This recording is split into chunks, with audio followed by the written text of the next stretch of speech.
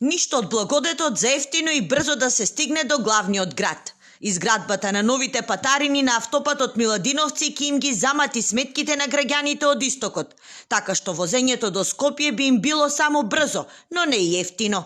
Според калкулациите, патарините би чинеле 60% од сумата што ќе треба да се потроши за гориво. Односно за патарина ќе се плаќа 320 денари, а за нафта помалку од 500.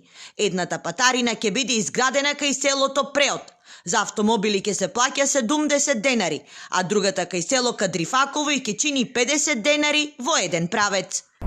Од прилика на ова место би требало да никне една од двете патарини кои ќе им ги заматат сметките на граѓаните. И тие што ќе патуваат до Велес би требало да плаќаат патарина. Доколку сакаат да заштедат 100 денари, ќе треба да се возат по стариот пат. Да се отворат две патарини на автопат со должина од само 70 на километри е некоректно, коментираат граѓаните. Според нивна математика, поевтино би им излегло до Скопје да патуваат преку Велес, иако би возеле дополнително. За нас се е многу. Зависи за некој е и 100 денара многу. Значи, у сиромашна држава се е многу. Скапа е 100 денара, 120 денара многу качен.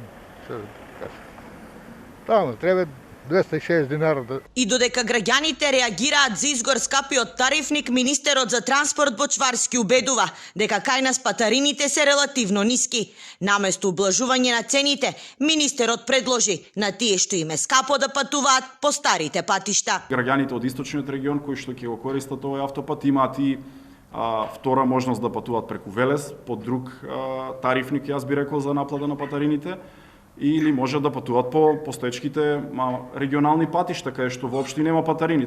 Како илустрација, според последните податоци од Автомото Сојузот на Македонија, граѓаните кои би патувале од Скопје до Игуменица за извозени 529 километри ќе треба да платат 13,80 евра за патарина, од кои 180 денари или 3 евра се за патарини во Македонија. А во Бугарија пак за 7 дена без никакво ограничување ќе треба да се платат 8 евра за винјета.